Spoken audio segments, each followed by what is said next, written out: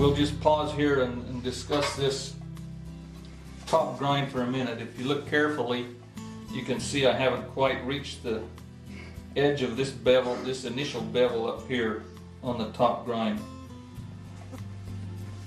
And I'll feather that out either now with this larger wheel, or it can happen later. That's not a big deal. You'll note as we were traversing the length of the blade, and it's quite subtle, but it has to be addressed, that we don't just pull it straight across the wheel, because if you do that, the point actually moves away from the wheel, and you're not making contact anymore.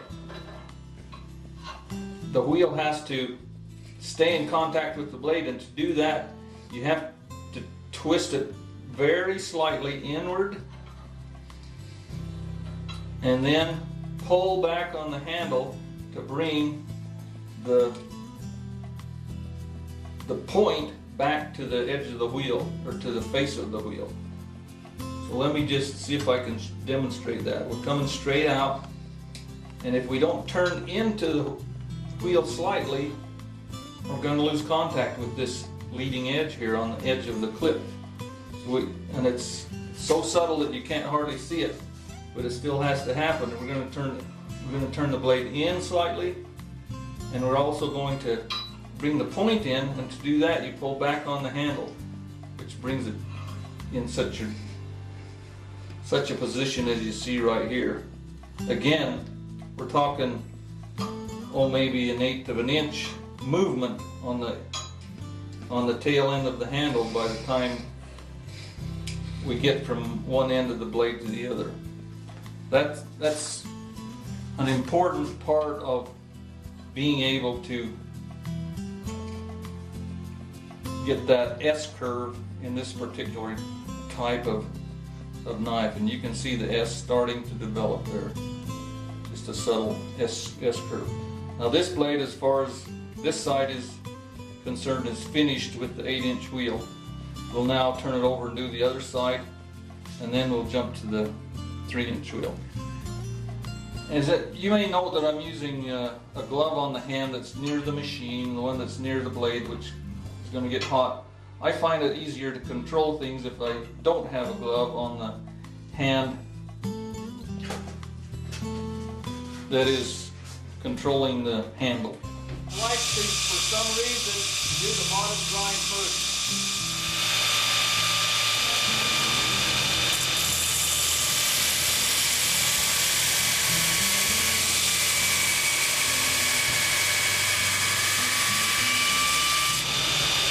Again, you can see as I approach the point, I'm pulling the handle away from the grinder.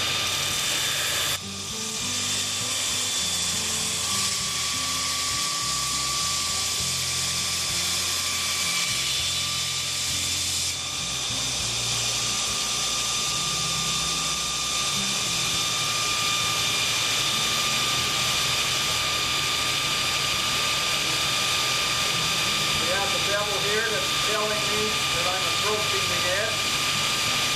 We have the line here telling me I'm approaching the middle.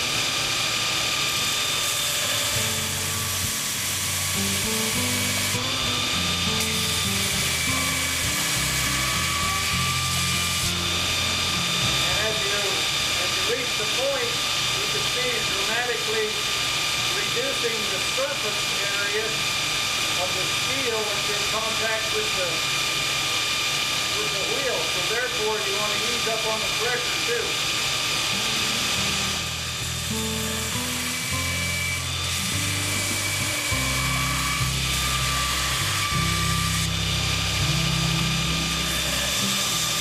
So about there.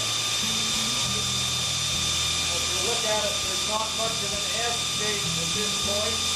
That will happen when you bring this bevel down towards the S. And once again, I'll grind the top of the clip first of all.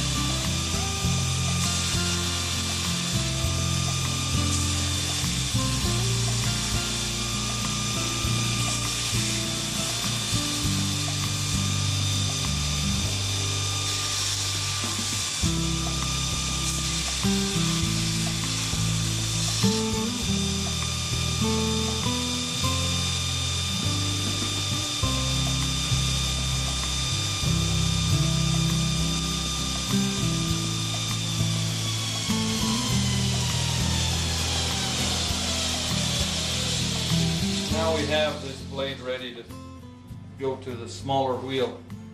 You can see I got kind of close to the center line there. Not so, and I didn't finish grinding down to the edge here, but that's okay. We're just roughing the blade out.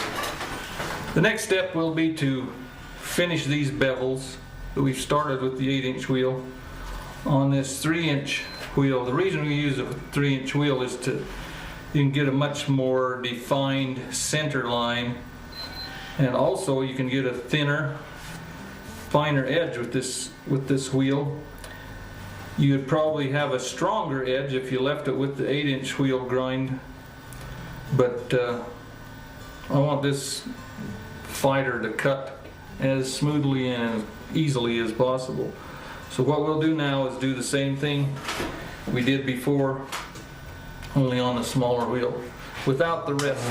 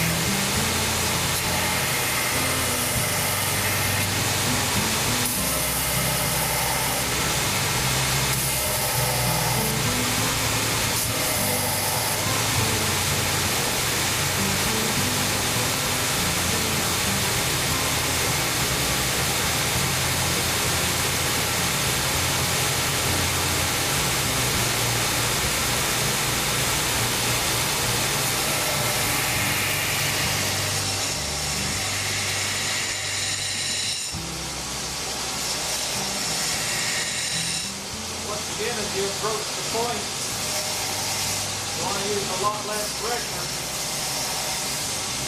There's a lot less feel there.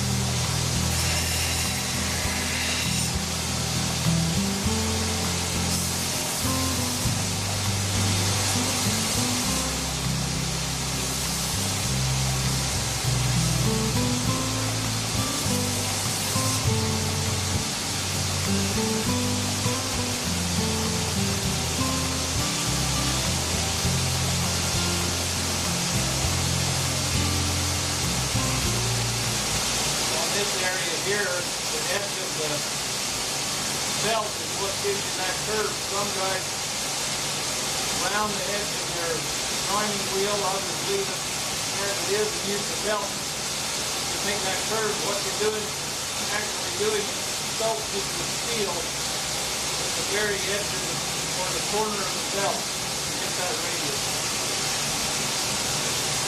Now we'll turn it over to the top side on the other side. Once again, I generally start with the flip.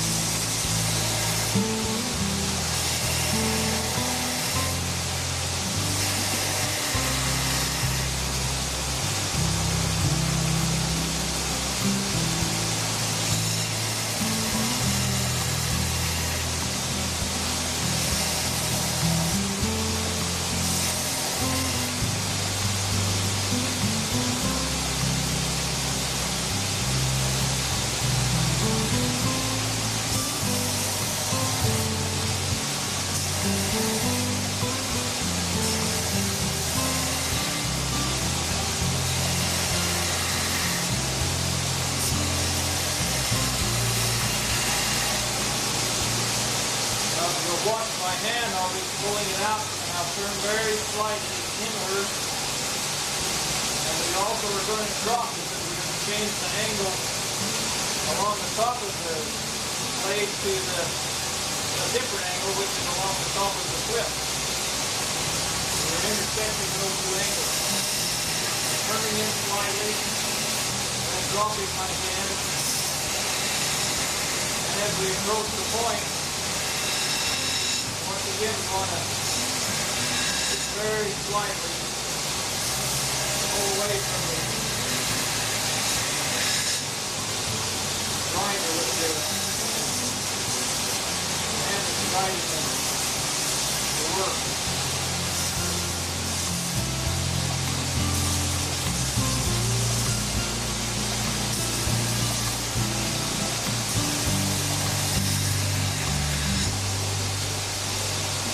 Notice also that I'm turning into the wheel this way because the wheels tend to wear from the edges out.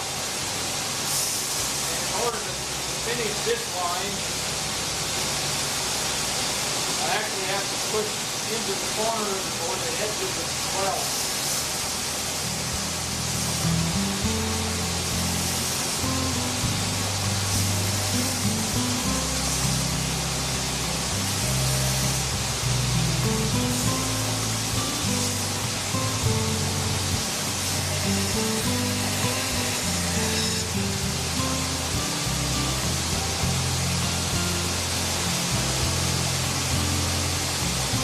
See the S-curve starting to show up again. And we have gone down below the tip. And when we do this bevel will bring that back up.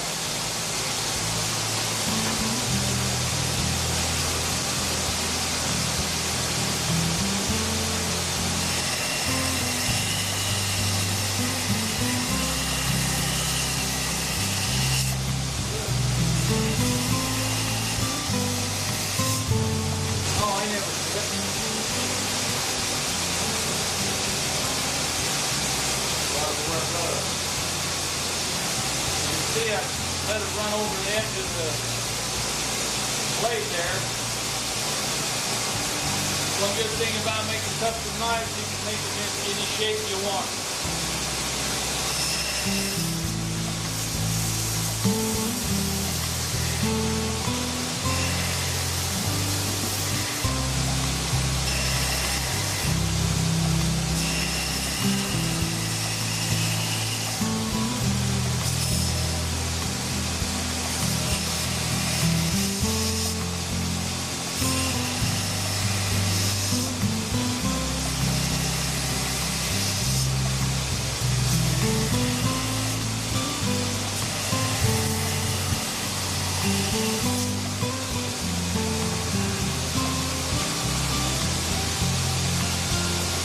We're approaching the center line. I virtually reached the bottom bevel. This is right here where I just roll it into the wheel.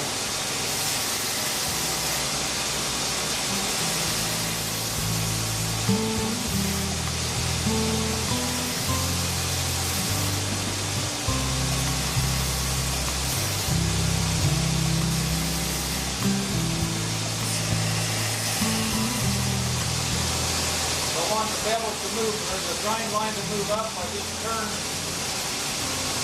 more of the blade into the wheel from the bottom. If I want it to go toward the edge, I turn it in this way.